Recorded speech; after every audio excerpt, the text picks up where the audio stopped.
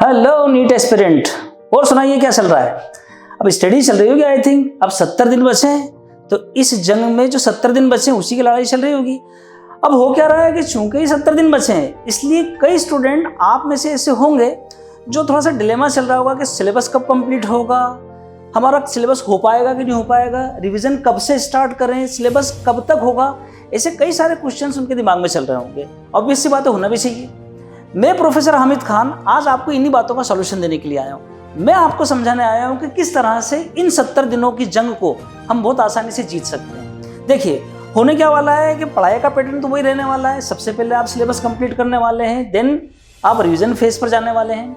मैं आपको एक ऐसा रिवीजन का तरीका बताने वाला हूँ जिसका रिवीजन होने लगेगा, यानी मैं रिवीजन का भी रिवीजन बताने वाला हूँ आपको। अब ये कैसे पॉसिबल है?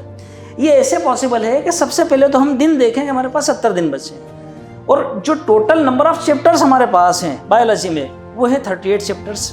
अगर मैं एक एक दिन देता हूँ तो 38 डेज ये निकल जाएंगे, दो दिन देता हूँ तो मेरे 70 डेज से ऊपर निकल जाएगा। इसका मतलब ये हुआ कि मुझे कुछ चैप्टर्स एक दिन में और कुछ चैप्टर 2 दिन में, या किसी को आधे दिन में, किसी को 2.5 दिन में, ऐसा मुझे मैनेज करना पड़ेगा। अब ये मैं मैनेज कैसे करूँगा, जैसे मैं ऐसा कैलकुलेशन कैसे करके रखूँगा, तो हमारे पास एक चेक लिस्ट होना चाहिए। मैंने आपके आसानी के लिए एक चेक लिस्ट भी बनाई है।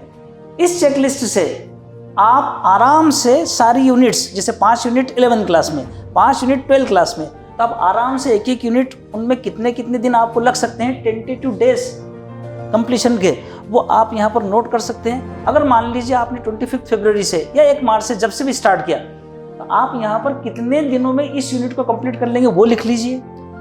अब इसमें जो रिवीजन का मैं आपको समझाना चाह रहा था, तो आप क्या कीजिए, 10 यूनिट है, हर 2 यूनिट कंप्लीट करने के बाद में 2 दिन का ब्रेक लीजिए। आगे मत पढ़िए, उन 2 दिनों में जो पिछली यूनिट कंप्लीट की उन्हें कीजिए। अब चलेगा कैसे? ये ऐसा चलेगा कि 2 यूनिट हमने की, एक ब्रेक लिया 2 दिन का, फिर 2 यूनिट की, फिर एक ब्रेक लिया। अब ये जो ब्रेक लेंगे इसके अंदर हम 4 के 4 यूनिट का रिवीजन करेंगे। फिर 2 यूनिट की, एक ब्रेक लिया, अब हम 6 यूनिट का रिवीजन करने वाले हैं। फिर 2 यूनिट की, एक ब्रेक लिया, हम 8 यूनिट का रिवीजन करने वाले हैं। ऑब्वियस सी बात है कि जब आप रिवीजन पैटर्न पर नीचे की तरफ जाएंगे, यानी जब यूनिट ज़्यादा कंप्लीट होने लगेगी, तब आपको ब्रेक थोड़ा सा बड़ा लेना पड़ेगा। देखिए, अंतर कुछ नहीं पड़ने वाला है। लास्ट में आप 15 दिन अगर रिवीजन के लिए देने वाले हैं, तो मैं यहाँ पर भी 15 ही दिन लेने वाला हूँ, लेकिन ये 15 दिन इतने सिस्टमेटिक होंगे, इतने अच्छे तरीके से आप यहाँ पर सर्व कर पाएंगे। पहले दिन जो आपने पढ़ा है वो कम से कम आप कई बार पढ़ चुके होंगे। इससे कॉन्फिडेंस भी रहेगा, आपको अच्छे से सारा का सारा कलेक्टिव मोड में रहेगा, सबके सब आप ठीक से कर पाएंगे। तो इस तरह से अगर आप करते हैं तो बहुत बेहतर रहेगा। रहा सवाल, यह आपकी चॉइस पर है, आप चाहें तो पहली यूनिट से आखिरी तक कर लीजिए। लेकिन मान लीजिए अगर आप थोड़े से आपने लेट स्टार्ट किया है, तो आप थोड़ा सा पिछले 5 सालों का जो मैंने आपके सामने पाई चार्ट दिया है, इससे भी आप मैनेज कर सकते हैं। जो यूनिट ज़्यादा परसेंटेज वाली है, ज़्यादा वेटेज रख रही है, आप चाहें तो पहले उसे कंप्लीट कर लीजिए। तो 4-5 यूनिट से ही काफ़ी सारा मार्क्स आप गैदर कर पाएंगे, कलेक्ट कर पाएंगे। आप इस पैटर्न पर भी जा सकते हैं। फाइनली ये मैंने आपको बताया कि रिवीजन का भी एक शेड्यूल हमारे पास होना चाहिए। इससे फ़ायदा ये होगा कि आप आज की तारीख में पता लगा लेंगे कि 20 दिन बाद में सिलेबस में कहाँ पर खड़ा हूँ, 30 दिन बाद सिलेबस में कहाँ पर खड़ा हूँ। आज ही आपको पता लग जाएगा कि मेरा सिलेबस कब कंप्लीट हो रहा है, और साथ में जिस दिन आपका सिलेबस कंप्लीट है, आप सेम डे एग्जाम के लिए तैयार हैं। अब आपको फर्दर एडिशनल कोई रिवीजन के डेज नहीं चाहिए। यह आपके लिए एक बेहतर प्लान हो सकता है। कुछ और टिप्स देना चाहता हूँ मैं आपको। जैसे कई बच्चों का थोड़ा दिल बैठ रहा होगा, थोड़ा सा ऐसा लग रहा होगा कि यार सिलेबस क्या चल रहा है क्या नहीं चल रहा है। सिंपल सी बात है, हमारी ज़िंदगी के हर एक इवेंट बहुत इंपॉर्टेंट है, उनमें सबसे इंपॉर्टेंट इवेंट हमारे लिए ये है। इसमें क्या हो रहा है कि यही हमारी ज़िंदगी का आगे का सारा डायरेक्शन तय करने वाला है।